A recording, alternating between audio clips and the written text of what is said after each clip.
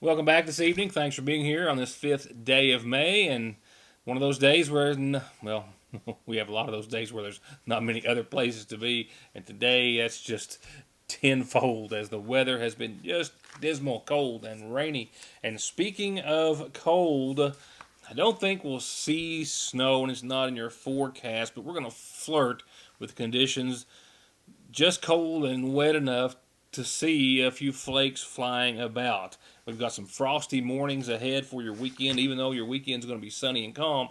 It's going to be cold start both mornings and a lot of weather to get through in a week that looks nothing like May and closer to sometime in the winter season. I'll give you that good news in just a few moments. We have, of course, a lot of other news and information, and sadly tonight and tragically, I'll take you to the scene of what proved to be a fatal auto accident here in McGoffin County, just about 3 miles or 4 or so from the newsroom here on the Conley Farm and Route 30. We're trying to gather some more details on that right now and a host of other information coming forth in just a few moments, as well as an update from our governor. Speaking of our governor, just as I was leaving you last evening, a federal judge was handing down a ruling, travel go, church no, from a federal judge in regards to some of Governor Beshear's restrictions per the coronavirus pandemic. U.S. District Judge William Bertelsmann did go along with the governor pertaining to his ban on mass gatherings in a ruling that was issued yesterday, claiming that those were not of an illegal nature in regards to the restrictions that the governor put on place in regards to church gatherings and the like, and pertaining to social distancing. However, his restrictions on travel across state lines, the judge said those were deemed unconstitutional even during extreme circumstances such as the pandemic. He says those restrictions on travel infringe on the basic rights of Kentuckians to engage in interstate travel. The governor said that he will clarify those conditions, but still stands by the general direction of which he was giving them. I spoke with Mayor Pete Shepard, our public health director, a moment ago, and as of just a moment ago, McGoffin County is still one of 8 remaining all eastern Kentucky counties to still have no confirmed cases of the coronavirus. And so far, yesterday at this time, we had 264 McGoffin counties that had been tested. All the tests that had come back negative. Today, another 16 of the 280 tested. Still 2 tests pending, and all thus far have come back negative as a result. Something else, absolutely something else. The mayor says that he and local officials still set to meet with pastors next week to try to lay out some guidance and receive some input from the pastors in regards to church services starting to come back open to in-person services. We'll have that and a few other things. I've spent much of the day working on some stuff that the school system is doing for our seniors. I get to be a part of that, producing some of the things for them, which you'll be able to see. The virtual baccalaureate service, always have trouble with that, and some other things, and of course the graduation, which we're going to be filming in part over about a 3 or 4 day period and putting into one ceremony for you to see, and a host of other things you'll be able to see online and on TV. So we'll be looking forward to that. It's going to be a busy few weeks for the school system, and I get to be a part of that and helping them to put some of that together, for which I'm very privileged and thankful, and we'll have some more details on that very, very soon. I had 2 phone calls today, and I've had several others, and the numbers keep getting smaller and smaller in regards to the number of people who have received, or who haven't rather, received their stimulus checks, but a lot of viewers here in Sangersville, McGoffin County still have not. The government has sent out about 130 million economic impact payments. They figure they still have another 20 or 30 million to go. So if you haven't received yours, why not? Well, if you do have direct deposit information on file with the IRS based on your 2018 and 2019 tax returns, those payments started going out in April on about the 10th, and most everyone, not all, but most all of those folks have received theirs. Payments started going out just last week to Social Security beneficiaries, railroad retirees, also to our veterans, and those are all individuals who are not required to fill out a tax return. So those just started going out last week, and those payments will continue to roll on out for at least the end of the month. If you are an individual who is not required to file a tax return, a low-income individual, and you needed to, if you haven't already, put your basic information into the IRS website, irs.gov. Right there at the very top left of the screen, they have an option for you to click. If you are eligible and you do not have direct deposit information on file, you will be mailed a check. Those will start to go out in the coming days if they have not. Well, they actually began to go out just last month, but it's taking several months to get those out to individuals. So make sure that you're eligible for the payment, and if you are eligible, make sure the IRS has the current necessary information. If you go to irs.gov, there's a little bar there at the top left that says Get My Payment Tool on their website, and you can enter that information there. There was a lot of folks who were trying to log on to that system, and it was not working very well. They say they have corrected a lot of those issues with it, and it seems to be functioning much better now. But if you are not required to file a tax return, low-income individuals, you needed to get your information to the IRS through that website. That's the most effective tool that you have, is going to irs.gov. I've been talking about the food chain being broken. Wendy's restaurants, about 20% chain-wide, are chicken-only stores right now because they can't get beef. They serve fresh beef in their patties, and of course, with so many of the meat producers, not the farmers, but the manufacturing producers, if you will, being shut down due to large numbers of their employees at these facilities testing positive for the coronavirus, well, it's really having a much more of an impact every day. And now Wendy's has had to go without beef at about 20% of their chains. Most of the states are hit hardest are New York, Michigan, Ohio, and Tennessee. Also some states where Wendy's is having a hard time getting beef for their burgers. A Johnson County woman, as it turns out, lost her life last night. Speed, likely to be at least one contributing factor. I'll take you to the scene and tell you what I can in just a second. Car accidents don't stop. Accidents at work don't stop. Disability and SSI cases don't stop. Your legal needs and concerns don't stop for the coronavirus, and neither does McFarland and Tinker. They are open, able to schedule appointments per CDC guidelines, and always available for telephone and video conferences. Please, be safe, be smart, stay home, and don't let your legal needs fall victim to the pandemic. Call McFarland and Tinker and let them take care of them for you. Times have changed. Now and suddenly, more than ever. Our lobbies might be closed, but the Sagersville National Bank wants to remind our customers that we're still here, we're still working to provide our community with as many services as possible. During this time especially, we encourage all of our customers to take advantage of all the options we offer to manage your accounts from the convenience of your home. 24-hour internet banking and bill pay, 24-hour telephone banking, remote deposit, automatic loan payments, and wire transfers are also still available to our customers. And we're still here during our normal hours. Mondays through Fridays, the main drive-thru is open from 8 until 3, and the branch drive-thru is open from 8 until 5. And the branch drive-thru is also open on weekends, Saturdays 8 until noon, with ATMs available 24/7 at both locations. Hey everybody, your Sagersville Lees just wanted to let you know that it's still here. It's gone so well that they're going to keep right on for as long as possible with the $5 off coupon for the 16 or 20-piece family pack meal deals at your Sagersville Lees. That's 16 or 20 pieces of chicken any way you like it, with all the sides for all the family, $5 off.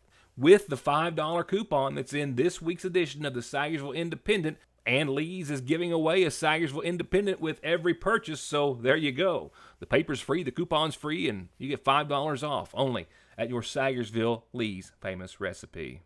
Getting the best deal on the best tires with the best service has never been easier. Just log on to ConleyTire.net, check out the latest rebates, sales, and promotions, pick out the tires you want, and email, call, or come by for huge savings from the family who's been proudly serving the area for over 32 years. Conley Tire in Staffordsville, 297-2424. All Pro understands that we are all just trying to make it through these most difficult of times, and they want you to know that they're here to help with any repairs or projects that you need done. big or small, doesn't matter. They've got 0% financing for 18 months and long-term financing if you need it. If you need anything, from a new gutter to a new house or a new garage, call All Pro Gutter Works and Construction, 349-9999.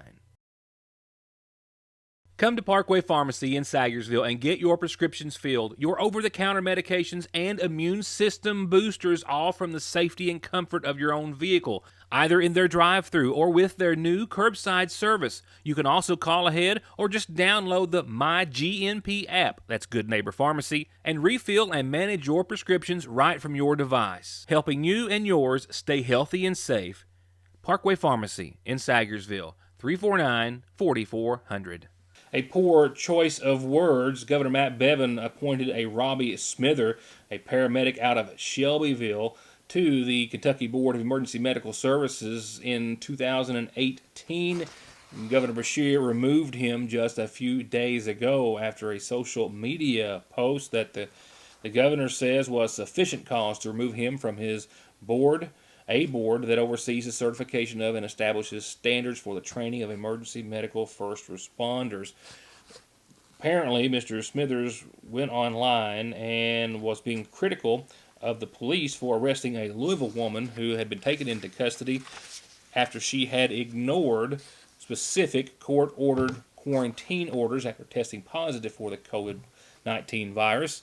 She'd done so at least 3 times, and on the third or fourth occasion, she went to a Kroger, and after it was identified, police were called, and she also, while being arrested, kicked out a light on the car, causing some other damage, not going peacefully, and charged with wanton endangerment and other serious counts. And Mr. Smithers posted, quote, in referring to that arrest, "This is tyranny. I wish this lady would have used deadly force against these tyrants," and then a jury nullified the case. And for those remarks, he was removed from our Kentucky Emergency Medical Services Board. Last night, the initial call coming into 911 from Connolly Farm residents was that a vehicle had crashed, it was on fire, and that an occupant was trapped underneath. It indeed turned out to be a fatal situation last evening that's still under investigation by local authorities. What first responders found upon their arrival just minutes later was not a fiery crash, but a fatal one. The smoke and steam that had been pouring from an SUV had started to slow after the vehicle had overturned into the ditch line on Route 30. Local authorities, including Magoffin County Sheriff's Deputy Brian Tipton, who is handling the accident investigation, talked to residents who heard the crash, one who actually had a surveillance system that captured the crash on video. It appeared to show the maroon Jeep Grand Cherokee traveling at what appeared to be a high rate of speed. The driver coming out of the curve on Route 30 headed towards the Mountain Parkway, striking a guardrail on the vehicle's passenger side, the vehicle then going across the roadway and then back into that same guardrail in her original lane of travel, and then going across both lanes again, rolling over and landing on its top in the ditch line as you see here. The driver, who was the only occupant, partially ejected through the passenger side window and trapped underneath the vehicle. It appeared as though she died on impact, according to the coroner's office. When I left the scene, authorities were still investigating, but had determined that the driver was not wearing her seatbelt at the time of the crash. The Johnson County woman's body was sent to the state medical examiner's office for an autopsy, and official details have not been released as of yet. However, her family has identified her as 35-year-old Stacy Music Penix of Johnson County. The Jones and Preston Funeral Home, as I understand, at this time is to be in charge of her funeral arrangements. Your governor in just a few moments. Right now, your Magoffin Farm Bureau community calendar. This just in from North Magoffin Elementary. The site-based council is taking parent nominations now until Thursday. That's Thursday of this week, day after tomorrow. 4 p.m. Thursday is the deadline. You can email, considering the pandemic, your nominations for parent positions to the following address, krhoward2016 @gmail.com. The deadline, once again, to email any parent nominations is this Thursday at 4. The election will be held this Friday from 11 till 1 at the school. That's parent nominations, North Magoffin Elementary. Don't forget the Spring Energy Assistance Program is available. This subsidy started on the 1st of May, just a few days ago, goes through the end of June, and this is in response, of course, to the pandemic that the Big Sandy Community Action Program is taking applications for another round of their energy heating assistance program through LIHEAP, the Low Income Home Energy Assistance Program. To get an appointment, go online to bsacap.org/bookings or call toll-free 1-877-792-2219 and call me or email me or whatever you want to do to get it to me anytime you have a calendar announcement like these. And, of course, birthdays and anniversaries, too. Calendar announcements brought to you by Magoffin Farm Bureau. By now, we turn to the obituaries for this evening, as brought to you by the Magoffin County Funeral Home. Beginning with services announced for 48-year-old Michael Wayne Helton of Dotson Branch in Sagersville, the son of Billy and Ageline Helton. He is also survived by sisters Patricia Ann Howard and Vonda Gale Bailey. Once again, private graveside services to be held under the direction of the Sagersville Funeral Home. And we've been told today of the passing of 93-year-old Berlin Patrick of Sagersville. I'm told that he passed away earlier today, and arrangements are still incomplete but being made by the Magoffin County Funeral Home. That's 93-year-old Berlin Patrick. There is never a good time for a breakdown. They will happen, and your car at some point is going to need some repairs and maintenance. And Black Smoke Performance is open and here with professional, fast, safe service. And just in time for warm weather, they now have certified full air conditioning, diagnostics, and repair to keep you cool in whatever you drive. Black Smoke Performance, 349-8785.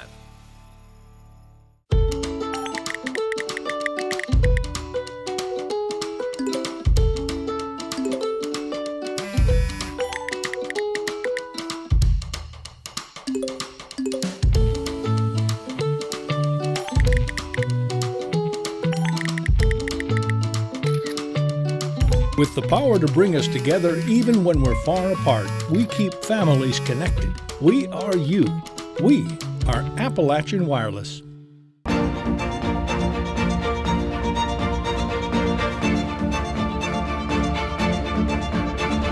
Dr. Jason Zimmerman at Highlands ARH, the healthcare system of Appalachia. Oh my goodness, look at that face. Look at Titan. Titan is our pet of the week, and Titan absolutely loves people, has a wonderful personality, and is super friendly, and is perfect for a forever home. And he's available for adoption right now at the Johnson County Animal Shelter. Our pet of the week, sponsored by Dr. Tom Abel of Able Eyes in Lexington, who wants to remind us all to stay safe, stay home, and his office will be back open before you know it. A message from the Fraser's Prater Drug Store and Seasonal Shop families. Prater Drug wants you to know that you can now call, use Facebook, or use our Refill RX app to get your prescriptions refilled. And the drugstore also has designated curbside pickup parking in front of and behind the store. Simply call 349-3135. And at the Seasonal Shop, they're still posting new arrivals and taking orders with free shipping on most everything anywhere in the entire United States. And they're offering scheduled curbside pickup. Just message them on Facebook, Instagram, or email at seasonalshop@yahoo.com. Fraser's Prater Drug Store and the Seasonal Shop says let's all do what we can to help and protect our neighbors and loved ones. Magoffin County, as I said at the top of the program, still one of only 8 Kentucky counties, all in the eastern half, without a confirmed case of COVID-19, as the governor gives us an official update this evening on the state's numbers as a whole. Before we hear from the governor in regards to the opening of some Kentucky businesses next week, and then the structured phases of other businesses and churches following suit in the coming days and weeks, the governor first detailed the highest number of new positive cases in one day to date, announcing 625 positive cases of COVID-19, noting that 309 of those 625, almost half, were from the Green River Correctional Complex alone. The governor outlined drive-through testing, the Pikeville Medical Center, one of the newest to come online, being able to take up to 70 drive-through tests a day, with a goal, the governor says, of testing 3%, this being statewide, with a statewide goal of testing 3% of Kentucky's population every month. The governor also saying that even with those 625 positive test results today, they still believe that we are in a plateau category right now, or situation, because of the significant number of additional testing being done. The governor also announced another 14 people had lost their lives as a result of COVID-19, one a 35-year-old man from Jefferson County. We've now lost 275 Kentuckians. He then went on to give us some guidance, as you can also find on the state's website, for businesses opening up on Monday and other churches and businesses soon thereafter. Healthy at work. Let's just go over very briefly, since next Monday is coming up, the schedule starting May 11th for Phase 1. I hope that we can announce Phase 2 this week, Phase 2 being in June. We're working on it. We are very close. This is where we are on Phase 1 starting next week. So next week starts with manufacturing, construction, vehicle, office-based businesses, horse racing without fans, pet care, grooming and boarding, and photography. There is now specific guidance up for each of these areas on the website. You meet those guidance, you can open coming this Monday, and we believe you can open safely. So again, this is May the 11th. Let's move forward to the next date, which is May the 20th. I'll do it from down here. There we go, May the 20th. We're hoping to have this up at the very latest on Monday, specific guidance for retail and for houses of worship. The last 2 days, I have had calls or Zoom meetings with major leaders of our houses of worship across the state, and each one has said the same thing and asked me to say the same thing. Just because May the 20th you can potentially reopen doesn't mean that you should. It has to be done safely. And each of our leaders have asked me to reiterate, and I'm happy to do it, that on this you need to trust your faith leader in your congregation about when it's going to be safe to resume. My church, Beargrass in Louisville, has already said that they are not going to reopen to in-person services on the 20th because they want to make sure that they get this right. So again, there shouldn't be pressure. There shouldn't be pressure from a congregation. This should be about when the leadership believes that we've had time to educate the congregation, because there can't be handshakes or hugs, time to look at the facility and make sure family groups can be 6 feet apart. It's gone through all aspects of the service to look at what might help or prevent the spread, and be able to get the type of deep cleaning and other steps that not all churches have had to do on a regular basis, or perhaps even ever. So I want to make sure that, again, these dates are a can, but you got to have your own timeline for meeting the safety standards. Because remember, if you can't, then it's going to be tough to stay open. And if you can't and the virus spreads, that's going to cause more long-term damage to your business, to your institution, than anything else. And let's put up the last one. Again, I hope you look at this and you see there's hope ahead. There's even hope of getting together with people socially, which I know that we have all missed and that we could all desperately use. Help us to make sure we have the time and we're able to do the mitigation steps we are, that between May 11th and the 25th we get used to our new normal when we see people, things like masking and other steps that we need to take voluntarily, or if we're at work it's going to be required, and then the ability to open up some additional services then. I hope by the end of the week, if not earlier, that we will have our Phase 2 for June. We were working on it today.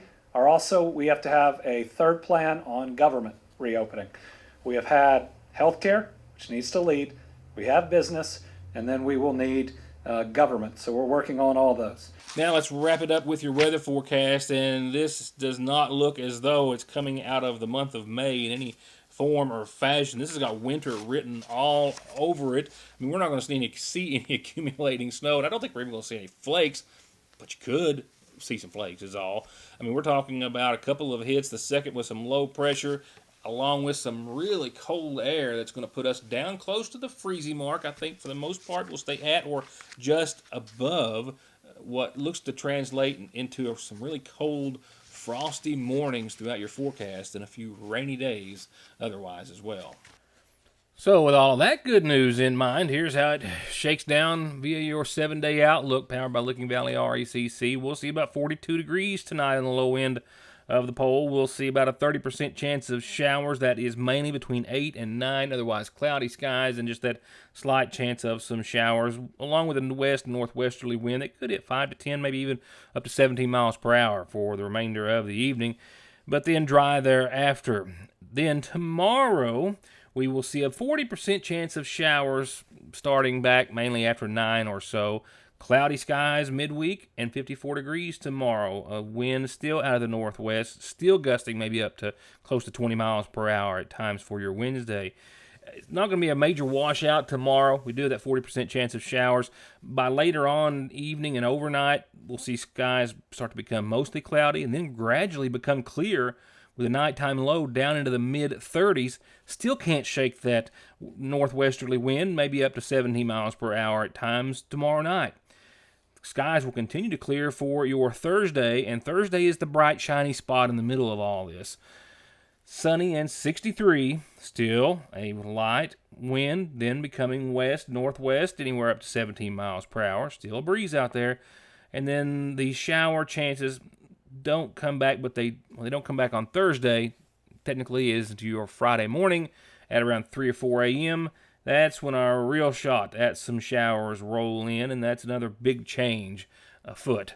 56 degrees for your Friday showers and possible thunderstorms across the spectrum for Friday afternoon, Friday night.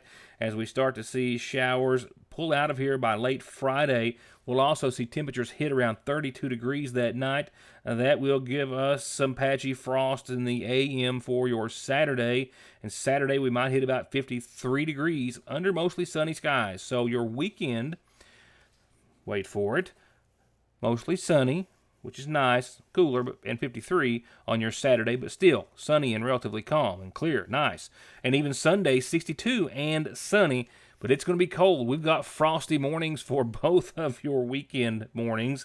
And then Sunday night, we should stay out of the 30s for the first time in a few days at about 43 for nighttime lows on your Sunday night. And then starting off next week, Monday, Tuesday, we should stay in the lower 60s with a little sun and some shower chances. I didn't mention snow anywhere in here because I just didn't want to. I don't expect you to see any flakes, but it is possible that we could see some of that moisture and some of that cold air still around at the same time, just enough to say, hey, there's a snowflake, and hey, it's May. Going to wrap it up for this Tuesday. Tomorrow night, I'll be telling you about what's coming out in this week's edition of the Syersville Independent. Got some really interesting reads in store for you. And don't forget as well, we're also going to have another school, an elementary school from 2008, when our now seniors, then first graders at the McGough County High School were telling us what they wanted to be when they grow up. So I'll tell you more about that in tomorrow's show, and I hope to see you back here then. Good night.